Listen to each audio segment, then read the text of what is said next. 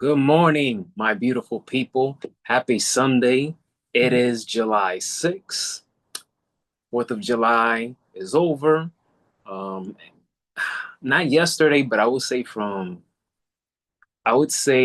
Thursday and Friday night were horrible nights.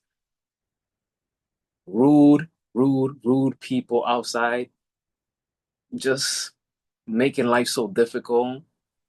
Couldn't get enough sleep, but I had a good night rest. So I feel good today. But anyways, welcome to the new episode of Sports News Flash at 12 with your weekend sports anchor, Miguel Mike Medina. First thing I'm going to talk about is tonight's game, United States versus Mexico for the Gold Cup title. Team USA, they're clicking. Diego Luna, he scored 2 goals in the first 15 minutes of the previous game against Guatemala. Got to give shout out to Guatemala. They made it this far for the first time in 29 years. But USA, they set the tone early on, and now they're playing against Mexico. It will play at the NRG Stadium in Houston, Texas. So, and there's a big Mexican community in terms of demographic in Texas. So it might feel that it's imperial for them to win. Mexico have won a gold cup, best 9 titles, including the most recent, which was in 2023. US have the second most gold cup, which is 7, and the last regional tournament was in 2021. So this for both USA and Mexico, this gold cup will mark their last competition before they host the 2026 FIFA World Cup alongside Canada.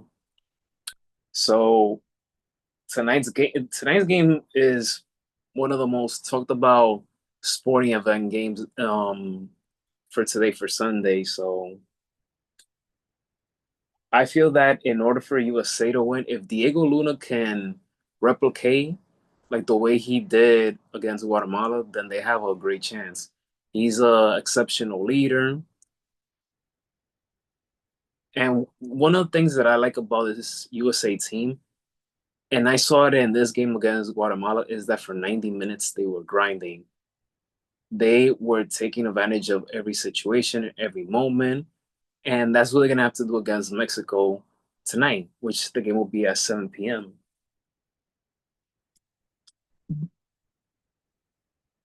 If Mexico wins, this will be their record 10th Gold Cup title.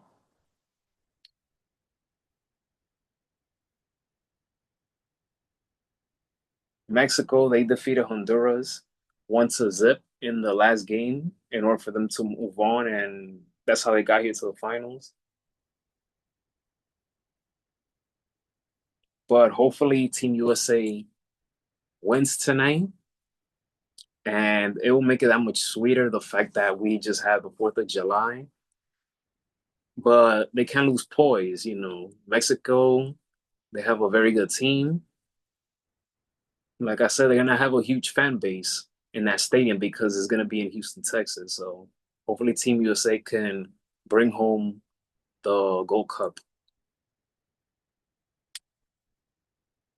In other news, Wimbledon 2025. I want to talk about this guy, Ben Shelton. He is maturing. He is becoming more mentally tougher. His Thursday's matchup against, I'll tell you right now,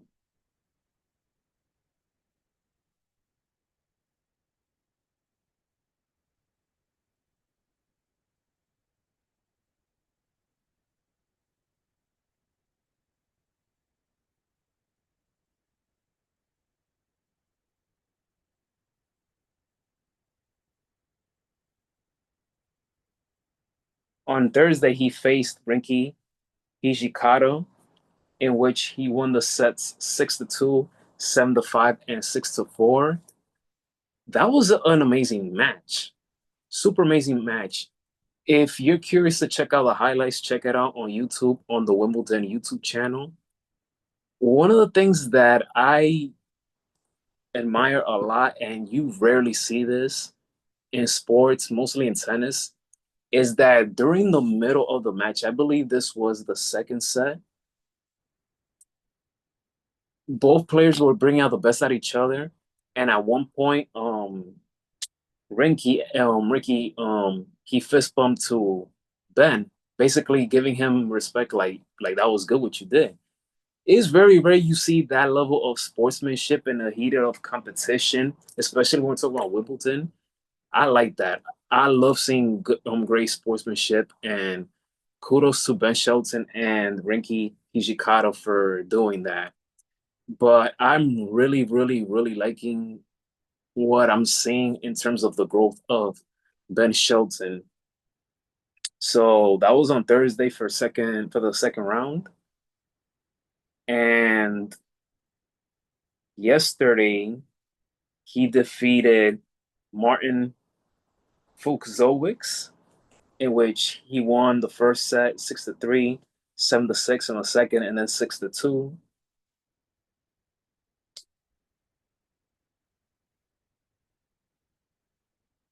So Ben Shelton, he's playing very well in this Wimbledon tournament. Ben Shelton, and he's only 22 years old, so he made it to the semifinals at the Australia Open, and then in the fourth round at Roland Garros, he is the youngest American to make three major round of 16 appearances in 1 year since Andy Roddick did in 2004. And Shelton also became the fourth American man in the past 20 years to win his first three Wimbledon matches in straight sets, following Tommy Paul and Taylor Fritz, who are American themselves, in 2022 and Roddick in 2007.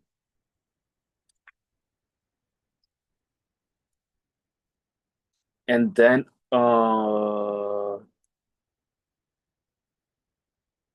basically, this is what Ben Shelton had to say, and I quote, "I had a lot of fun. It's always special playing here at Wimbledon. Court one is a special court. I'm trying to make my way to center court.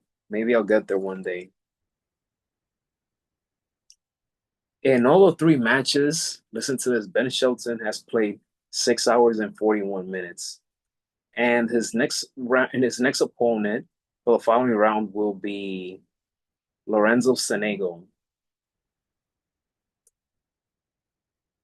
And they have some history. The last time both men faced each other was at the French Open, which Shelton won the matchup in 5 sets. But yes, I'm really liking what I'm seeing from Ben Shelton. Again, I highly recommend you check out the highlights. If you're someone that appreciates tennis, or wants to know more about Ben Shelton, I highly recommend. He is one of the most talented young tennis players in the game right now, and he's just only 22. He's ranked the number 10th, I believe, in this Wimbledon tournament. But I'm really liking what I'm seeing from the kid so far. I'm seeing growth, I'm seeing maturity, and that match against Rinky, I already knew about Ben Shelton before Thursday, but after watching what I saw on Thursday, he's got more of my attention now. So, but yes, but this Wimbledon has been unpredictable because a lot of talented tennis players have been eliminated in the first and second round. And I'm just gonna throw out several names that they already went packing: Coco Gauff, Madison Keys, um, Joao Fonseca, Alexander Zverev.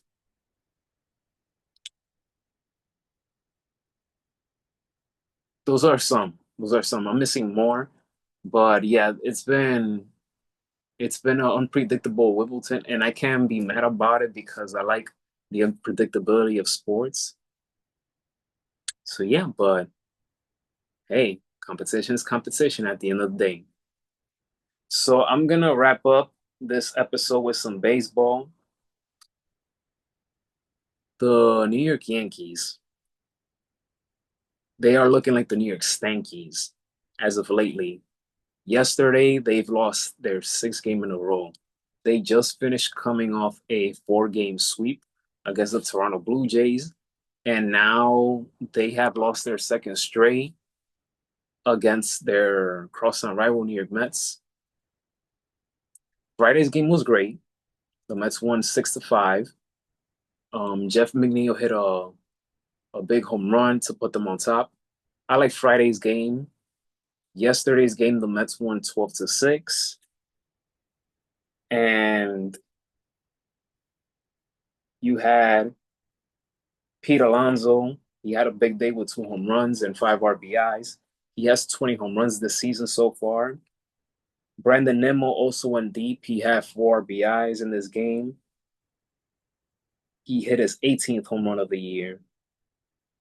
So the Mets are now 52-38 this year, and the Yankees are 48-41. They're out of sync. And but one of the surprising things that I saw from this game was Juan Soto bunting. That was so unexpected, but I admired it. You know, it's very rare that you see a power hitter, an elite hitter, bunting, and doesn't matter what inning it is. But I thought that was interesting, and you even heard the Yes Crew laughing about it. So the Mets, they're on a 4-game winning streak, while the Yankees are on a 6-game losing streak. Brandon Nimmo and Pete Alonso, they were the heroes, they were the leaders in that offense. Yesterday, Brandon Nimmo, I mean, he hit that grand slam that really set the tone for the Mets early in the game.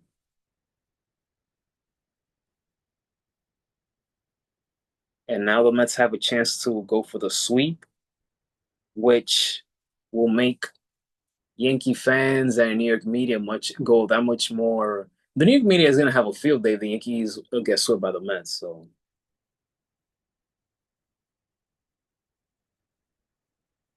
Jazz Chisholm, his defensive performance in third base on Saturday was embarrassing.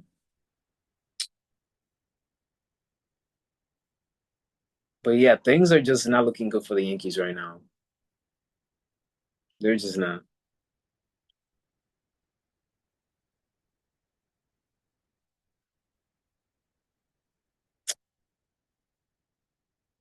But yeah, now other games that took place on Saturday.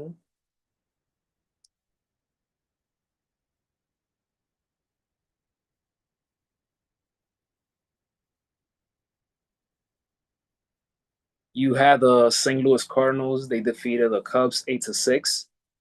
They put up 5 runs in the eighth inning. 5 runs in the eighth inning. Steven Matz got the win. It's been a long time I ever heard about Steven Matz. He is someone that I remember when he debuted for the Mets, when they had that insane 2015 starting rotation with him, Jacob DeGrom, Noah Syndergaard, and Matt Harvey. Uh,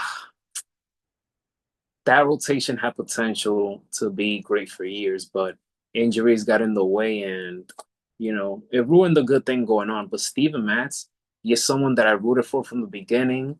I wanted him to become, an all-star pitcher, but he injuries has gotten in the way and that resulted in consistency.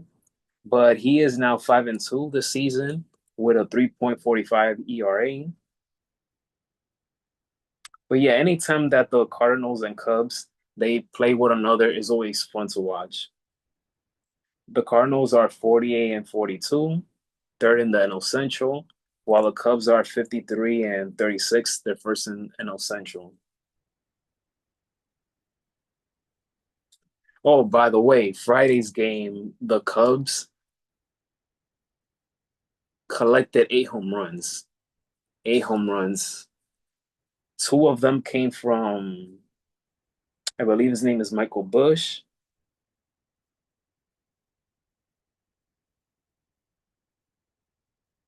Suzuki got a home run on Friday. Bush hit two, and I believe Crow Armstrong also hit two. Basically, it was eight in total. So, but Cardinals pitching on Friday was abysmal. But on Saturday they redeemed themselves, especially with that 5-run eighth inning.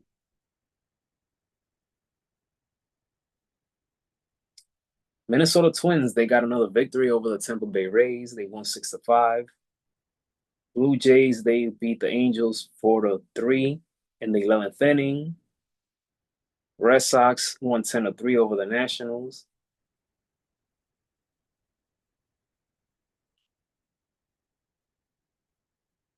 The Marlins, they keep on surprising people. Even though they're 40-47, but they've been playing some really good baseball lately. They beat the Brewers 4-2.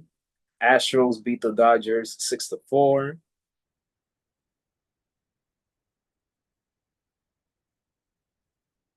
And yeah, oh yes, one more. The Giants beat the A's 7-2. Luis Severino, oh my goodness, I cannot believe this. He is 2-10 this season with a 5.30 ERA. Oh, oh my God. Those numbers, oh my God. I'm a fan of Luis Severino, but the, the, I remember before, I remember when he was like 2021 in the minors, he was considered to be like the next Pedro or the next big Dominican pitcher. And although, yes, injuries has gotten in the way, but 2-10? I gotta look at this again because I can't believe what I'm seeing. And this is just news to me, by the way. I haven't been following him much this year, but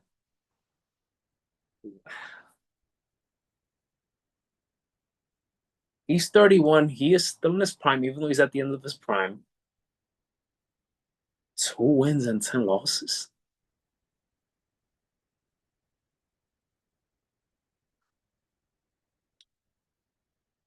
In the last three games, June 24th against the Detroit Tigers, gave up 7 earned runs. June 29th against the Yankees, gave up 5 earned runs. And now against the Giants, he gave up 5 earned runs as well. And he has only recorded less than 5 strikeouts in each of those games. Oh my Lord. Oh my Lord.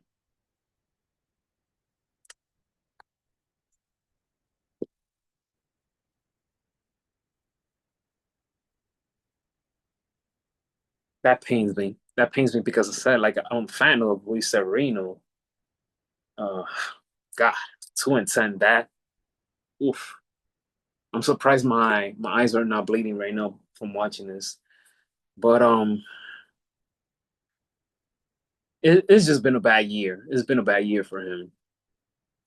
But anywho, that wraps it up for this episode of Sports News Flash at 12. Hopefully you guys, hit that subscribe button, hit that like button, email me, sportsnewsflash at 12 at gmail.com. If you have any questions, any comments about this episode or anything you want to see for future episodes, enjoy Sunday baseball games, enjoy tonight's USA versus Mexico Gold Cup game, enjoy round 4 of John Deere Classic Golf, NASCAR, and Chi-Town. There's just so much. When it's Sunday, there's just so much going on. So enjoy the rest of your Sunday, guys. Be safe, and I'll see you guys on the next episode of Sports News Flash at 12. Take care, and may God bless each and every one of you.